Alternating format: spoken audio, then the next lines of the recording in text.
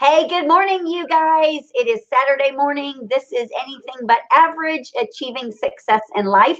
We're coming to you daily this month because there's some times of uncertainty right now, and you guys are cooped up in your houses, and we got to get y'all motivated and lifted up. And so I've reached out to a lot of my friends and colleagues to help inspire everybody. And I'm super excited to have Carlos Gurman with me this morning. Carlos is coming to you from Florida. Hey, Carlos. Hey, how's it going? I'm so blessed to be here with you and just, excited. Definitely. Hey, Carlos, so everybody knows a little bit about you. Tell everybody what you do for a living, where you are in Florida, and kind of a little bit of your backstory, please. Yeah, so I'm in Orlando, Florida. I've been in real estate since 2006. I'm originally from the Dominican Republic. So I came here when I was 15. As any immigrant, just looking for better pastures, better opportunity, and to grow. And I actually came without my parents. I moved in, with my aunt and my uncle, who literally embraced me and adopted me and gave me a home, and they were amazing role models. And with my mom and my dad back in Dominican Republic, my goal and my dream was to come here and be able to make something of myself so that I could help them, so that I could, provide them with a better opportunity than they had. So That's awesome. yeah, it wasn't an easy decision, but I'm always up for the challenge, and thankfully it worked out really, really well for us.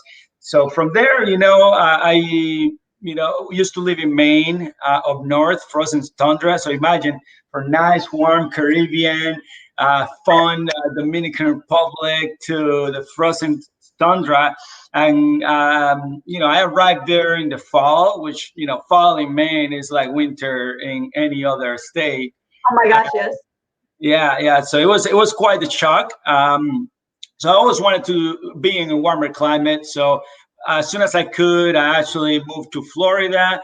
And when I came to Florida in 2006, I immediately wanted to do real estate because that was something that my aunt and my uncle, were very into. They bought some properties and they used to invest, and it was kind of a natural thing. I kind of liked it. So after that, I got my license, and lo and behold, the market collapsed. Right. Yes. That's when I started, right Oh, when the market was about to literally collapse, and the biggest real estate downturn in history was happening. I remember I felt like I was in a movie, right? I'm coming to the city, walking in, and everybody's stampeding out, right? Because I don't know if you remember, but there were like over 1 million realtors when that happened, and by the time it was done, it was like half. yes. Yeah. Yes. And it's like everybody running away, like, man, don't go. And I'm like, oh, this is what I want to That's do. a good analogy. Yeah. So, thankfully, I was not accustomed to anything else other than what was the environment. And, that's kind of the big thing with perception, right? And opportunity. There's always opportunity. There's always money to be made. There's always people that need our help. If you get bogged down by what's going on with the wind and don't adjust yourself, then you get really, into trouble. But it doesn't matter what wind we're in, what storm we're in. If we adjust ourselves, we're gonna head into that direction with even more force. Opportunities like what we're going on right now. I mean, it's super sad, it's super concerning, and I hope everybody's taking care of themselves and being safe and taking this very, very seriously with the coronavirus, because it is a serious matter. With that said, it is also an opportunity for us to really level up, for us to add more value, for us to be better leaders and better human beings. And just I mean, you're doing it, right? And that's the amazing thing. The leaders rise when challenge comes upon us. And at the end of the day, it doesn't matter what the market is. if we rise up to the challenge, we come out ahead even better, and we can help so many more people come out even better. And that's what I learned. That's what I've done. I grew my business every single year during the downturn, every So year. when you were getting into real estate, when everything was collapsing, then clearly you must have had something going on, that was right for you to continue being able to build a business. What would you say some of the things that you did in the very beginning to build your business were? Yeah, I mean, I started obviously ignorant, and I didn't know a whole lot when I started. I joined a very small brokerage that was a friend of the family, and he was an amazing person. He just didn't have good systems and stuff like that. So he told me to open houses. I'm like, okay, you tell me to do something, I'm going. I, I took it very seriously. I didn't know any better, so I was doing open houses every single day. Yep. And mind you, when I moved to Florida, I came alone to Florida. I was living in an empty apartment. I didn't even have money to buy furniture. So I Wow. was literally, living without furniture. I didn't even have a fork to eat my dinner. And I was nice for me to go to these open houses because they had furniture, they had TV, they had cable, they had internet. I was like, yeah, I'll be there all day. Right. Uh, Hang out. yeah, it was great. It was great. So I would just do the open houses. I would be there all day, and at the end of the day, I would get 5, 6, 7 people, 10 people, sometimes 20, 30 people, and I would have them sign in. And then I would help those that needed help immediately. I would take them out and see properties, and I would put a sign, hey, I'm out. I'll be back. Here's my number. Text me. And then, if they weren't ready to do anything there, I would just have him. I didn't even have a CRM, a database, nothing. I had a 3-ring binder, Oh my God. and I created this signing sheet, and I would have all my leads in that 3-ring binder. And I would just take that 3-ring binder, call them while I was in the open house. Hey, you were in my open house last week. I just wanted to check in with you. How's everything going? And I would write notes in the back of that paper, and that was my CRM. That was your And system. yeah, and that worked. That helped me. Granted, that wasn't scalable. That wasn't really something that I could grow exponentially like I wanted. Right? I had a dream. I had a vision. So my second year, I was really trying to figure things out, and it finally hit me. I was in IT before real estate. Okay. I was in technology. I used to do websites. I used to manage computer networks. I used to do programming, and I had not used any of that. Here I was building a business on pen and paper and a 300 binder when I'm a tech guy. Yeah, So what's wrong with me? I know, right? So it finally hit me. I was like, hey, let me put these tech skills to work. And what I did was I took a community that was very challenging to crack because the builder in that community was still there, and Oh, they had a residential real estate company too, where the normal builders, they only sell new houses. No, right. these guys wanted the listings, and they were all pocket listings, which was an opportunity, right? A lot of agents didn't want to even work in that community because the builder had all the market share, but they were pocket listings. They weren't putting them in the MLS. They weren't marketing them properly, and the buyers didn't even know about these properties.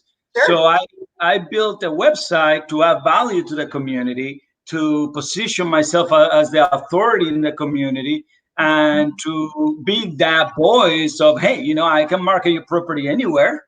I can put it in the MLS. I have more buyers, and I was able to grow my business through that community, and that truly propelled me. By my third year, I was already selling 29 houses a year, and that year was 2009. So that was kind of right around 2008 was the worst of the recession. Yes.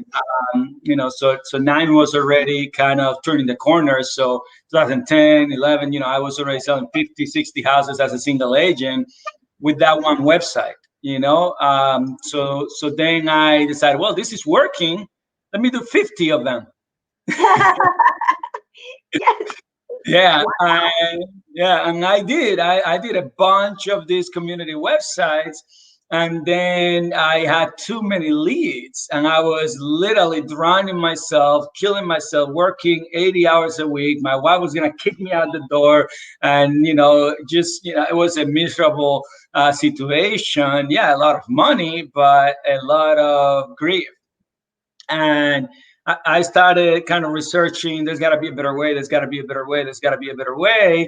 And the best way, which up to that point, I really didn't have a mentor and somebody that gave me a proven system. And that's when I stumbled onto Jay and Mike and started following them, and follow their proven systems, Yep. and started building a team. Hmm. So then fast forward, like from there, now we're in today's timestamp, but it's April 11th, 2020. Where are you in Florida and what are you doing in Florida? Yeah, What part so of Florida? right now, the last couple of years, obviously, our goal, and my goal, my wife's goal, has been to really add more value and make a bigger impact in a larger scale. And we joined EXP Realty in order to do that, because it was a platform that allowed us to reach more people and just really add more value.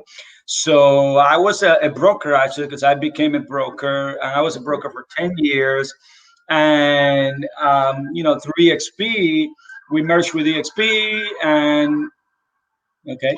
Uh, so right now, basically, what we've been challenged with is, okay, we have this massive organization of 800 plus, around 900 people now, and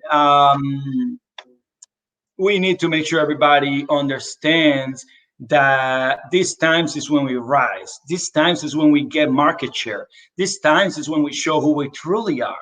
And these times are the times that we need to level up and grow our business beyond what we've ever been able to do. Think outside the box, and there's always a way to pivot.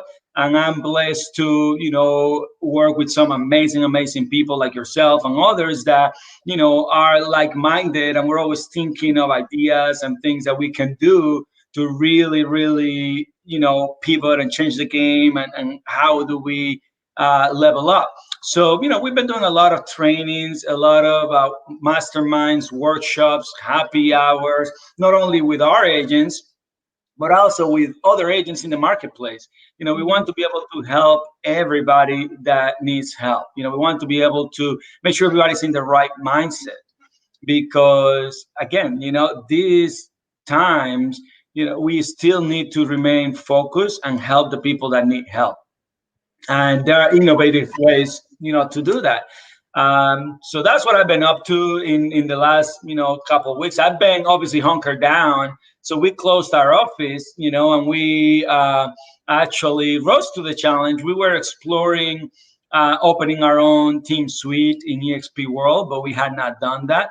And because of this situation, we're like, it's time to move that plan forward, and level it up and get it done immediately. So you So have a brick and mortar too, don't you? yeah, I have a brick and mortar. Yeah. Okay. How many agents actually come to your brick and mortar traditionally outside of this coronavirus? Normally. Well, I mean, it's interesting because we have a unique culture, and we embrace and promote getting together and working together and using the office. We're always promoting that. Yep. Even with that, and we're amazing at pushing this office, by the way. Like literally, we're always trying to get these agents into the office. But even with that, they only go sporadically. There's one day when they go, which is on Tuesdays. So Tuesdays I do several masterminds and meetings in the office, and they spend most of the day there. And that day is super busy. Usually it's 30, 40 agents in there. Okay, so other than that, though, it's super slow Right. in the office. So it's interesting because moving everything to the team suite now, which is an office in the cloud, I have seen more participation. There's Good. more people attending the trainings because it's more comfortable for them to go and be there. And they are still getting amazing knowledge, amazing training. They're still masterminding and connecting. So I start my trainings. I tell them arrive around 12:30, 12:45, so you guys can mastermind together and network. And then at 1 o'clock we start the training. So we have a little networking hour, even though it's in the cloud. They chat, they have fun, and then they're having their own trainings and their own meetings in our office suite. So like the other day, there were 3 teams from our organization doing meetings in our suite at the same time. Yeah, that's awesome. So locally there, here in Houston, the coronavirus isn't, I mean, I don't think it's that big of a deal. And so we're an essential business, of course, so we're able to function. However, a lot of sellers don't want us in their homes and things like that. How is your market there? Are you seeing a big effect on because of the coronavirus? Are people reluctant to list their houses? Do buyers want to go into homes? What are you seeing there locally? Yeah, I mean here we're pretty shut down. The governor shut us down. The local mayor shut us down. We're only able to go out for essential services. Now there's a caveat, and we got some really good political influence because real estate is actually one of the essential services. So we are actually able to operate. Now, there are a lot of agents concerned and are not getting out there, safety first and health first. With that said, Luis, my brother, was showing houses yesterday. And he's been showing houses throughout and working with clients, and he's taking care of himself. He's being very, very cautious. And, 2 weeks ago, we put 9 deals under contract in 1 week, and that was right in the middle of the coronavirus. And that's just my team, which is a small team of 7 agents, and that includes me. And I don't sell houses, really 6 producing agents. So that's one of the best weeks we've had, in recent times. 9 deals in a week, over $3 million in volume. So it happened during these times. There is a lot of concern. There is a lot of people worried, and I at first I was more out there, but then I decided to kind of lock myself down as well, just because. I mean, Rosemary, my wife, she was asthmatic when she was, a child, and I have a young son, and, I have agents. I have my parents, are old, and, they have illnesses, they're high risk. So even though, I'm pretty strong, I have, good immune system, I don't want to catch something and give it to somebody else, and that person can't handle it, right? No. So, yeah. So how are you guiding your agents? Like, are you giving them different instructions, different recommendations when they are out with people and with buyers and sellers? How are you guiding them? Yeah, well, we've done several trainings and masterminds on the topic. And, with everything, it is the choice of the agent. I mean, I had one of my agents that wrote an offer yesterday, and he was out showing properties. It is the choice of the agent. With that said, I gave him multiple options and models. So there is a virtual showing opportunities, and we have the EXP 360 platform, which is amazing to do virtual showings and tours unlike anything. I don't know how deep you are into it, but it's really amazing. I gotta check it out. I'm not that deep into it. Yeah, it's really cool. So that's one way. Then also going out without the client and taking videos and whatnot and sending that to them, and that's another lower level opportunity. Going out with the client, but wearing a mask and gloves and being safe. That's another option. And the last option is partnering with an agent that is comfortable doing that. If the client really wants somebody out there and you don't want to do it, we do not want to leave anybody stranded if they want to take advantage of this opportunity. And it is an opportunity already, by the way. We put a deal on their contract. We were negotiating a transaction, and we couldn't get the seller to reduce their price to where the buyer wanted it.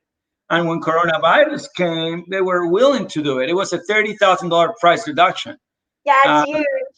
that's huge. So it is an opportunity right now because even if I was a seller, like we don't know what's going to happen. We don't have a crystal ball. So if a buyer is eager and wants to do something right now, and I'm a seller, I'm like, yeah, maybe I'll give another 5 grand or maybe even 10 grand and just get out of this. And because I don't know, it may go down 50 grand later on, you know?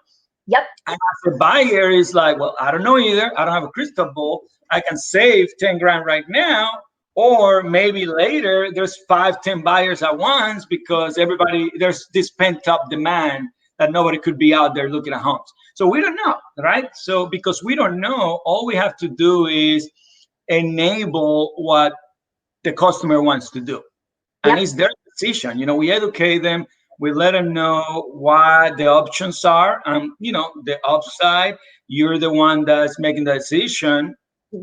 If you want to take the risk and save some money now, or take the risk and possibly not get the property that you want Right. later. I mean, there's always risk in every decision. We negotiated a deal 2 days ago on one of our listings here. It was a luxury listing, and the jumbo loans are threatened right now. They're not stable. Some of the banks aren't even doing them anymore, and it's a jumbo loan. And we had 2 offers come in on this property.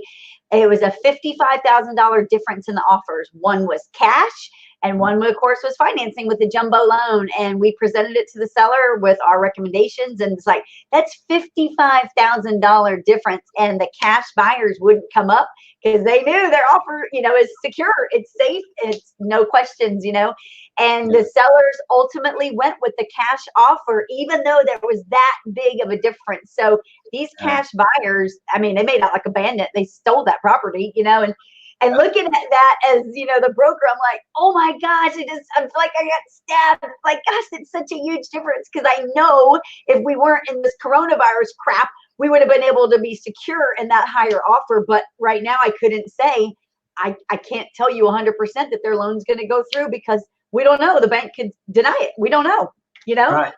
Yeah, and that's happening. I mean, there are a lot of lenders already now doing the jumbo loans. So, yeah, if somebody's got cash or strong credit, or I mean, it's an opportunity. It is a big opportunity, and educating our agents to understand that is critical because that was the first training I did. It was okay, how do you take advantage of this right now? And here is the framework is ultimately riding the wave. You want to make sure you don't get drowned by the wave, drowned by the news, worried and unproductive, right? So you want to ride that wave and make sure that you're able to pivot and adjust, right? The other thing is, obviously we don't have a crystal ball, so don't necessarily give an opinion, just enable and provide information from other sources, because sometimes we get caught up in opinions, right? And then ultimately, leveraging that database and making sure that we understand that we have a gold mine. If you've been in real estate for a long time, right now, who didn't say at some point during the previous crisis, oh man, I wish I had more money to buy more properties. Right. Everybody said that. Yep. Well, this is an opportunity to bring that message forward and say, hey guys, the deals are now. There's an opportunity now, and let's start exploring options, because you said you wanted to do this. You said you were waiting. Let's do this now. I feel like that's our duty and our responsibility, because those people could really end up with a great opportunity. Yeah. I bought some stocks in the stock market when it went down like to the super lows. I was like, hey, it may go down lower, but at least I got in right now, Right. and it's good. Yeah, it may go down 20-30% more, but I'm already down. I bought these things at 30% already, 30-35%. Actually some of the stocks I bought lost like 50% in value. So I'm cool, and if it drops down a little bit, it actually did like a week later, it dropped a little bit more down, but then it went back up, and Right. I'm already up 25% on some of the shares that I bought. So it's the same with the real estate, right? And it'll flow, it'll go up and down. Maybe it goes down a little bit here, a little bit there, but if there's an opportunity and it's a good one and you can take advantage of it right now, why not? Okay, to let everybody know, Carlos, just our final kind of thing for everyone. For agents out there, what are three things that you could tell them to really be like laser focused on right now for the next, say, 30, 60, 90 days to pull them through this downtime? Yeah, the most important thing is database. Okay, so they need to be touching their people like a human being. Check in. Hey, how you doing? How's the family? How are you managing through this? Be there for your people. That's very, very important. If you have a team, be there for your agents, train them, educate them, help them, add value more than ever before. That's important. Building that community, building that database is also important right now as well. Continuing to grow that and nurturing that. We're only as valuable as our database, Yep. and that's really what we need to be working on. And then working on your business on how can you coming out of this really speed up and take advantage of what's ahead, because if you get bogged down right now and you wait until you know what's coming in order for you to actually act and react, then you're going to be too late. Yep. So that's why the number three is the most important one, and that is surround yourself with people who are looking ahead in the market, who are innovators, who are people that are disruptors, who are those that truly are in tune with what's going on, masterminding with other agents and connecting, because that's where you're going to get the ideas and the strategies to come out ahead in the end.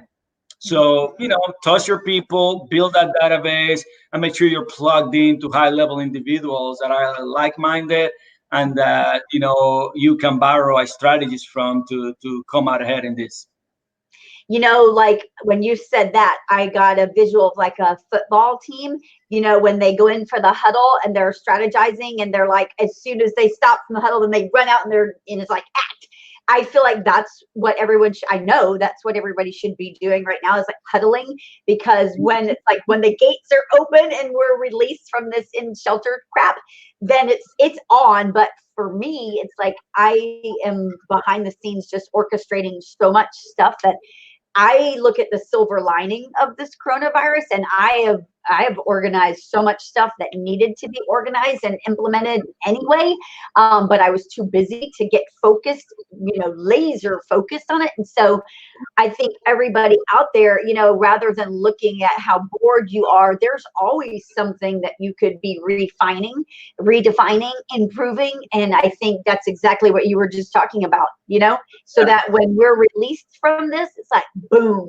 Because I believe when we're released from this, we're going to have an explosive time. I think people are going to get their jobs back. I think the real estate market's going to rebound. I think we're going to head into a time of prosperity. That's my Yeah. belief. And Yeah, I'm there.